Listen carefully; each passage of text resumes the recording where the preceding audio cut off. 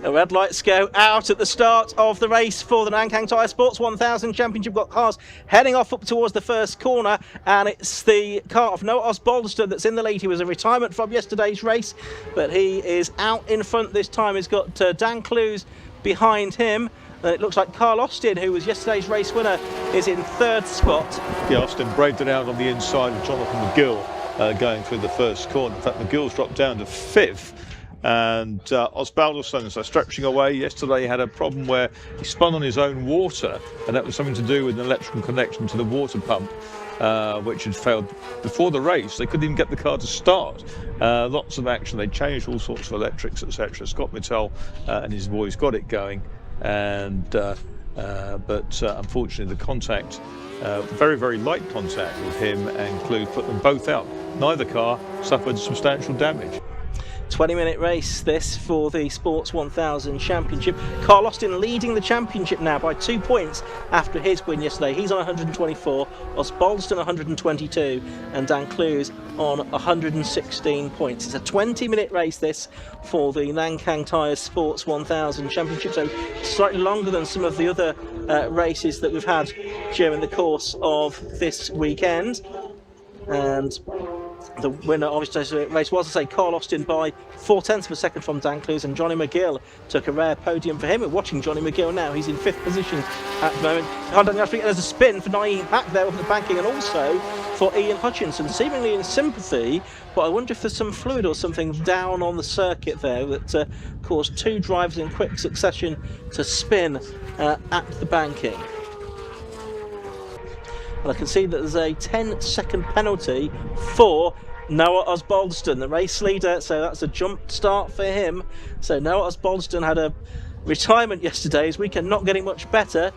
So although he's 1.3 seconds ahead at the end of lap one, he's going to have to get at least 10 seconds ahead now to win the race. Yeah, incredible, isn't it? And these cars powered by a mixture of engines. Some have got Suzuki's in them, Gixxer engines, and others Honda Fireblades. It was the Honda Fireblade that won yesterday in the hands of Carl Austin, his second win of the season. He won one of those at Crofton. Here's Osbaldeston. He's going to go some now to try to get that, negate that penalty. Well, he's pulled out another second, 2.3 seconds now, the gap over Clues, so he's got his clog down to try and maximise his chance of doing it, and he could well do it, because with 20-minute race they're going to get probably, what are they going to get, 16 laps, something like that, maybe a little more, maybe 17, if there's no safety car or anything like that, or no restart. That's right. He looks like he's set out at a pace where he could make that gap up. Yeah, he's still just 18 years of age, from Bury St Edmunds. Esports driver as well as a real world racer. Second season of racing. Done some karting at a good standard, but only did that since 2024. Had coaching from Neil Ridderford over the years as well, has Osbaldeston. There's Daniel Ashby though, the number 33 car, the Spire, in fourth position. The red car for the man from Milton Keynes. And Osbaldeston's done the best after the race, 1:11.856. His lead now 3.9 seconds. So I would say, Marcus, that there is a good chance that he will pull out 10 seconds in this race. Yes, that might be the sort of the product pod that he needs, but he's certainly going about it in the way that suggests that it's a formality if the car remains consistent and reliable.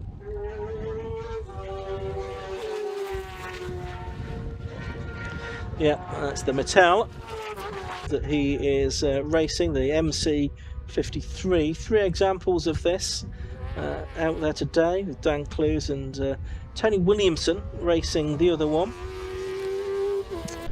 It's prepared by Scott Mittal, his father Ian, and the team, who run cars in all kinds of different categories now, up to including Formula 1. F1000, he's coming back out in Scott's coming out at Silverstone in the spare Higginson car. So here's Osbaldeston. It's going away from the rest. In second place is Dan Clues. Third is Carl Austin, the Bovey Tracy motor engineer, 51 years old. John Fogwell Motors, of course, John Fogwell, a special saloon racer back in the 70s and 80s. Maguire Mini, I think, at one point. There is Austin. So leading the championship by a couple of points now, although a lot of the winning this year has been done by Noah Osbaldeston. 4 wins he's had, including all 3 at Silverstone on the Grand Prix circuit, where it's really impressive there. Ashby 4th, Colin Chapman 5th, Johnny McGill in 6th place. Marco Di Pieri, Chris Brayshaw, Vincent Dubois and Ian Hutchinson completing the top 10 at the moment. Then the 2 spinners from the banking on lap 2, Tony Williamson. No, actually it was Ian Hutchinson, wasn't it, that had a spin, but Hutchinson and 9 Hack coming back after that, their spins. Osbaldeston coming through again. We're watching old Carl Austin on screen. So he's got the, I think, a wheel mark on the side of his car from a close shave with Clues yesterday. They come through to complete lap number 5. And Osbaldeston's lead now is 6.1 seconds. There's a big gap between that top 6 and the rest, aren't there? And the car that comes through next, I'm sure has an issue. I was listening to the gear changes earlier on. It didn't sound like it was changing very cleanly. 88's chasing them on. That is Chris Brayshaw. Yeah, Chris Brayshaw, the 39-year-old accountant from London, in his first season of racing. So watching Dan Clues there, the reigning champion in Sports 1000, an F1000 champion as well in the past. Clearly favours motorcycle engined racing cars of varying descriptions. F1000 also in the 750 Motor Club stable, of course. Sports 1000 for cars which are 2-seaters, but they run these unmodified bike engines. There's no wings or anything like that, so limited aero. They run treaded control tyres. 6.9 seconds the gap, by the way, Ian, from first to second. Yeah, and then it's about 2.6 seconds back to Carl Austin in 3rd. So it's the Mattel's having a good clean run of it at the moment. Watching Daniel Ashby there in that Spire, the number 33 car. Spire's out of Derbyshire. Paul Nightingale as the man behind those. Used to race in Formula 4. Paul Nightingale had a Delta.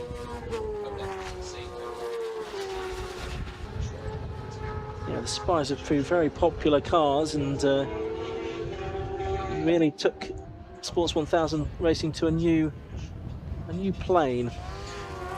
Changed down at the back because name hatch has gone past the other Mattel, that of Tony Williamson, into target.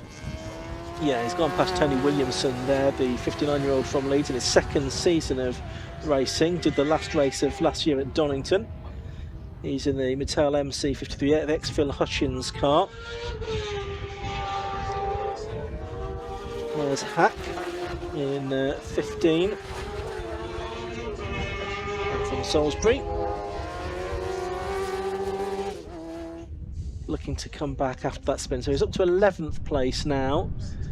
He's got probably 10 seconds to make up on Ian Hutchinson, who was his fellow spinner at the banking on lap 2. And there is Hutchinson, number 69. He's racing on with the 61 car there, which is Vincent Dubois in the Sabre T2. The ex-Tim Hovard machine that Tim developed. Vincent's an ex-Alfa Romeo racer. Been racing on and off in Sports 1000 for quite a few seasons now.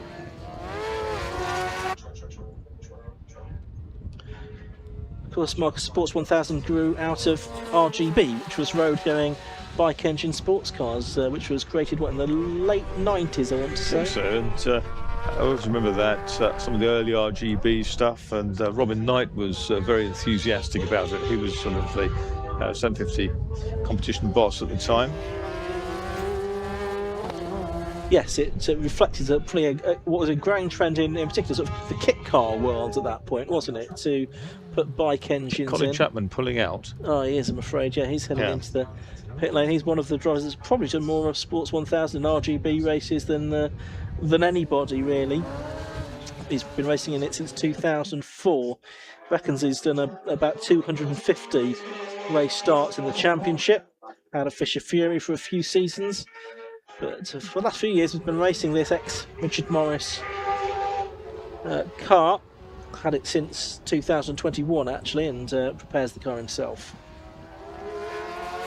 Sadly, Chemical engineer, worked all over the world. That's right. Yeah, worked in the oil industry. Into the second half of the race now, as Balderston's lead is not yet 10 seconds. He's coming through again. That's across the timing line. It was 8.074 seconds the gap a lap ago. And Clue's coming over the line now. And the gap is out to 8.586. So the pace at which he's been pulling out has decreased. Now Hutchins and I'm wondering whether the track isn't quite as quick as it was early on. Possibly. Hutchins and Dubois here. Hutchinson, I should say, and Dubois battling for 9th and 10th. Oh, and a big slide there from Dubois up at Peel. Managed to get it pointing back in the right direction again as they head down through the corkscrew. Sports 1000 drivers who hosted the Marshall's barbecue last night. I'm sure was well appreciated. Over the line goes Dubois again. These two disputing 8th and 9th now with the demise of Colin Chapman. Here's Hutchinson, has a look at the inside of Dubois into the banking, but decides against making the move there. Meanwhile, the racing whilst Bolton's now into the traffic. He's lapped Tony Williamson, his Mattel teammate.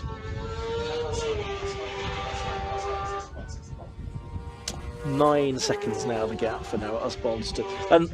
And Vincent Dubois there is slowing. And he's got a problem, so it looks like he's the second retirement from this race. We lost Colin Chapman a couple of laps ago. Is Dubois going to make it to the end of the lap, or is he going to have to pull off somewhere here? Now that could be a problem, which potentially, if he stops, could trigger a safety car. Yeah, is he going to get? It looks like he is going to get to the top of the hill. I think he is going to get to there, but if we had an interruption, that might nobble the leader. It would do, wouldn't it? It certainly would, because he'd be unlikely, I think, to be able to reel out 10 seconds again. He's very nearly done it once in this race. There is Osbaldeston, just to keep tabs on him. The young driver who is looking to move on to the upper echelons of the sports. He says that racing's always been his escape and his passion. He feels most himself as someone with autism, ADHD and dyslexia. This is where he thrives in motorsports. 10 seconds and a bit of change, Ian. Yes. He's made it. He has. He's done it, so that's a great effort from Noah. Just to get his head down after the disappointment of yesterday. And although he's in his eagerness to get off the line, may have jumped the start very slightly.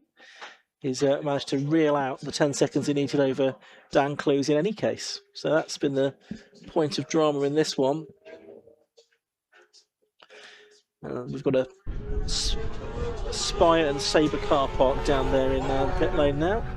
As Dubois pulls in behind Colin Chapman.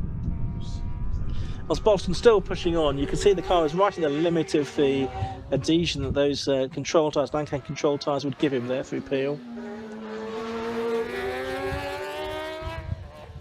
Really working hard at the wheel through the corkscrew, coming through to the end of the lap. What he's got to be mindful of now is not making a mistake that gives away too much time. Yes, having done the hard work, it'd be an awful shame to throw it away. He has pulled out another half a second that lap though. But yeah, he's still pushing on. I don't think those tyres are giving them as much grip as they were early on in the race though, which wouldn't be a surprise. Ashby had a moment coming out of the last corner. His hand went up and McGill has swept past. I think Ashby's got a problem, hasn't he? I think that's the third car that may well head into retirement. He's still had his hand aloft, and he's pulling off onto the grass up at the banking. And he's going to pull up behind the barriers there. So that's good, sensible driving actually, to get the car out of harm's way. So that's not going to cause an interruption. Again, if he'd parked that less considerately, that might have been to Noah Osbaldeston's disadvantage. There is Osbaldeston. He's got 4.5 minutes of the race left to go.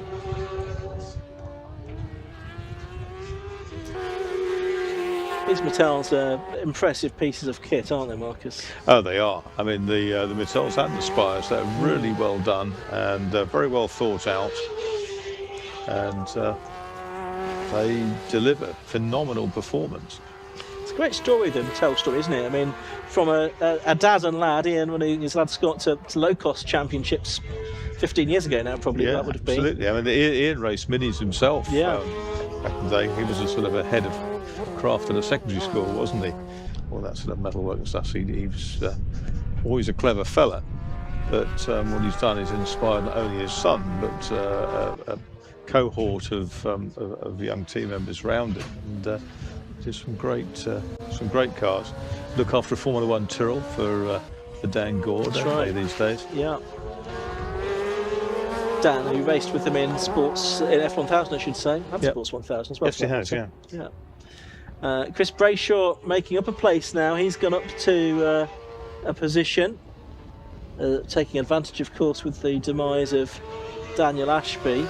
Brayshaw with Marco Di Pieri behind him. Brayshaw got for a few laps ago, heading for 5th position now. He was 7th yesterday. I'm just looking to see what his previous best result has been. Yeah, this would be his best result. So for Chris Brayshaw, 5th place, if he can bring it home. I'm very pleased with that. Johnny McGill putting a lap on Tony Williamson there. He's not going to repeat the podium of yesterday, I don't think. I suppose it makes them all the sweeter when they do come, though. It's the rarity value, but he was very pleased with a 3rd place finish yesterday. For McGill, the Spire driver from Doncaster.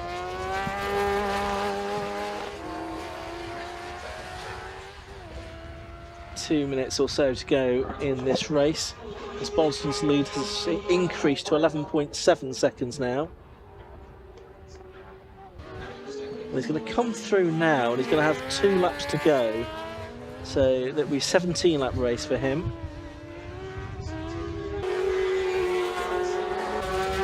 Lapped Pack now, who's in 8th position. Still chasing after Tony Hutchinson. He's got that gap down a little bit compared to where it was earlier in the race, to about 8 seconds, but I don't think he's going to improve on that.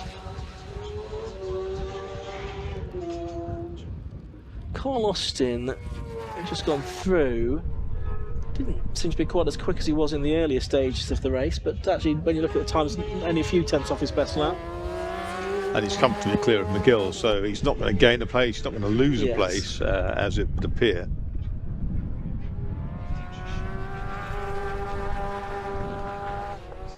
So this meeting's the 3rd of the season for the Sports 1000 contingent. They go to Brands Hatch on the 8th of August, Snetterton 300 circuit at the end of that month, and then Thruxton for 2 races on the 26th of September.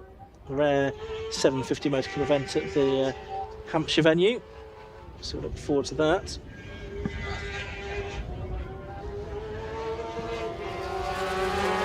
Osbaldeston acknowledged the last lap board as he went through. And his lead still 11.6 seconds, because Clues did the best lap that time, a 1:11.901. Osbaldeston still with the best lap of the race, a 1:11.586.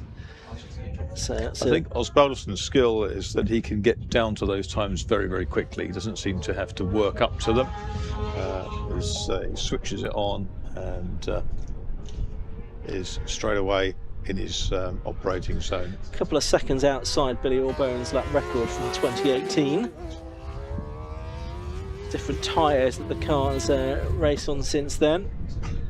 And I think that was a late season meeting, so although it's not as hot as it has been, it's still a warm track temperature today than it may have been September when that record was set. That's a good effort. 34's now come back. That's Marco De Pieri.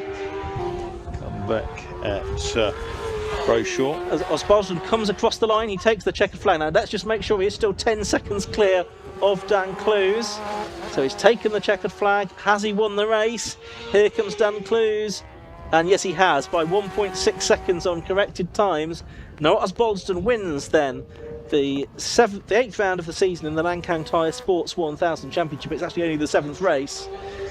So that's got his championship hopes back on track. I think he'll go back ahead of Carl Austin in the championship. Dan Clewes second, Carl Austin third, and Johnny McGill is going to take 4th place. So really, Marcus, that turned into a race against himself for Noah Osbaldeston. Absolutely, and it was only a marginal start advantage I'd have thought he gave. It didn't look to be anything overt, but the sensors in the timing systems pick these things up pretty well, and there's observers looking on. And last corner, there's a battle there, and there was a change, and it's now changed back by the looks of things to Brayshaw ahead of De Pieri. That's for what, 5th and 6th places. Result then, 24, Noah Osbaldeston was the race winner. 17 laps completed by him. He was more than 11 seconds ahead, but only 1.6 seconds once the penalty was taken into account. That was over Dan Clewes, number 1. So Mattel MC 53.12. Carl Austin, number 44. Yesterday's race winner was 3rd, ahead of Johnny McGill in 4th, number 72. Chris Brayshaw, number 88, was 5th. Marco De Pieri was 6th. They were battling right to the end of the race. Ian Hutchinson, number 69, took 7th place ahead of Namehack in 15 in 8th. And Tony Williamson was the last of the finishers in number 22 in 9th position. We lost though towards the end Daniel Ashby, and earlier on Vincent Dubois and Colin Chapman. So as I say, they resume at Brands Hatch at the beginning of August, the Nankang Tyre Sports 1000 Championship. 2 more races to go before lunch, but first let's head down to Parc Fermé and hear from Ben McCarthy. A spin yesterday, a win today for Noah Osbaldeston in the number 24. Some would say it was redemption.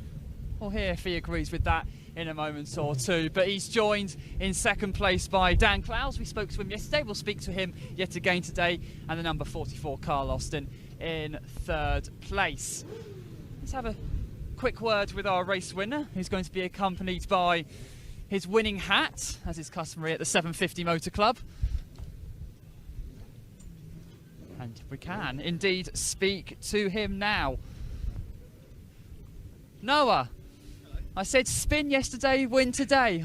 The word redemption, does that come to mind? Yeah, no, it was alright. It was a decent race. Had a good start for once. Yeah, no, it was decent. Decent start.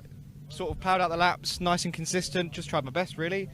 And well, it wouldn't be possible without the Mittel guys as well, and Nova Motors Esports, all my sponsors, and our remote coach. You know, they all make this possible. They get me on the grid, and without them, there'd be no funding to go racing. So it's all thanks to them. But yeah, no, from start to finish, it was a good race. Good to maybe underplaying it. Absolutely dominant. Congratulations, Noah. Very well done. Dan Clewes, 2nd place. We're getting to have a habit of seeing you. Oh God! Oh, sorry, I forgot about the hat for Noah. But Dan, 2nd place, making a habit of this. Yeah, a lot of seconds this year so far. Noah keeps pipping me. I could, a few laps into the race, once I'd gapped away from Carl, I could, looking at the pit board going, okay, right, we're in front here. Head down, fast as you can, see if we can just keep that gap down. But probably about 4 laps from the end, it had evaporated, and fair play to Noah, he's driven really well. Congratulations, well done. And now, Carl, congratulations on 3rd place. What do you make of that? Yeah, that was good. I mean, keeping with those guys, or trying to keep with those guys, should I say, was best I could do. I mean, Dan, I was sort of like, he was in my sights all the time, and I just kept sort of trying to keep with him, but if I pushed that a little bit harder, I think I would have been off. So I thought, right, let's just relax and go for 3rd. After first yesterday was to come 3rd and 1st in the meeting. It's brilliant with these guys. These guys, I mean, Noah's in a different league, so, you know, you never keep with Noah, unfortunately. Well, congratulations on your third place. Very well done. Let's have a final word with Noah, not least because I need to give him his hat. Noah, very sorry about this. There's your hat. And just finally, just talk us about the challenge of Anglesey. You've certainly mastered it on one lap pace with pole position in both races, but what does it take after all those laps to succeed here? A lot of practice in the simulator. I think it does take a lot. Unfortunately, the angle mod is a bit suboptimal for a set courser, but yeah, it's a lot of time in the simulator, a lot of time with people like George, who is he's over here. He's been doing loads of stuff with our remote. You know, we plough out 6 to 8 hours every week doing sort of this preparation. So, and it's everything to do with like the mentality and sort of the psychology behind the racing. So to me, it's not really track to track. It's more just like preparing for each weekend as it comes along. It could be the Nürburgring, it could be Anglesey, it could be Brands Hatch. It doesn't really matter. It's just as long as you're prepared for it, right, then you should be able to conquer any circuit. Noah, again, congratulations, well done. We're going to head back upstairs to Ian and Marcus and head into the race parts 750 Formula Championship.